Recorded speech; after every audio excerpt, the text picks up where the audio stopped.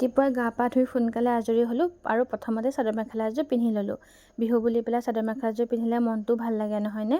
কিন্তু আচলতে মনটো ভাল লাগিলে কি হ'বনো, আৰু অকণমানো হেঁপাহ নাই। আচলতে নিয়মটো কৰিব লগা হৈছে কাৰণেহে কৰিছোঁ আৰু বাৰু যিয়েই নহওক, এইফালে চাহ একাপ খাই দুয়োজনীয়ে কামখিনিত লাগি গ'লোঁ।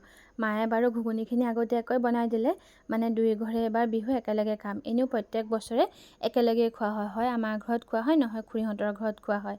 আৰু এইবাৰ খুৰীহঁতক আমাৰ ঘৰলৈকে মাতিলোঁ। এয়া খুৰীহঁত আহিলে সকলোৱে বাৰান্দাতে বহি কথা পাতি আছে আৰু মায়ে ঘুগুনিখিনি আগতীয়াকৈ বনাই দিলে। আৰু আমি দুয়োজনীয়ে পুৰিখিনি এজনীয়ে বেলি গ'লোঁ, এজনীয়ে ভাজি গ'লোঁ। তেনেদৰে হৈ গ'ল আৰু প্ৰথমতে তাৰপিছত খুৰাহঁতক দি ল'লোঁ। খুৰাহঁতক সেৱা কৰি পেলাই দি লোৱাৰ পিছত তাৰপিছত আকৌ আমি কেইজনীয়ে খালোঁ। এইফালে মায়ে মিচিক মাছাকৈ অকণ হাঁহি আছে ভিডিঅ'টো কৰাৰ কাৰণে। তাৰপিছতে এইফালে সকলোখিনি খাই বৈ আজৰি হৈ সন্ধিয়াৰ কাৰণে মায়ে প্ৰসাদখিনিও এনেদৰে ঠিক ঠাক কৰি থ'লে যে তহঁত দুজনীয়ে নাম গাবলৈ আহিলে আগবঢ়াই দিবি।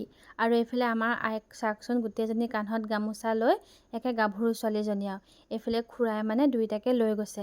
মানে খুৰাহঁতৰ ঘৰৰ ছাইডৰ পৰা আহিছে নাম গাই পেলাই, গতিকে সেইফালৰ পৰা আহিলে প্ৰথমতেই পাব, গতিকে সেইফালৰ পৰা দুইটাকে লৈ গৈছে। আৰু এইফালে তুলসী তলত আমাৰ চাকি ধূপ দিয়া দুইজনী আজৰি হ'লোঁ বাৰু। সেইখিনি সকলোখিনি সেৱা কৰি তাৰপিছতে অকণমান খুৰীহঁতৰ ঘৰৰ ফালে ওলাই গ'লোঁ। মানে বোলো কোনখিনি পাছেহেনো গাই তাকে অকণমান চাই আহোঁগৈ। তাৰপিছতে আমাৰ ঘৰ পালেহি। এয়া দুইজনীয়ে সেৱা কৰিলোঁ আৰু এইফালে চাওকচোন দুইজনীয়ে আশীৰ্বাদ দিছে।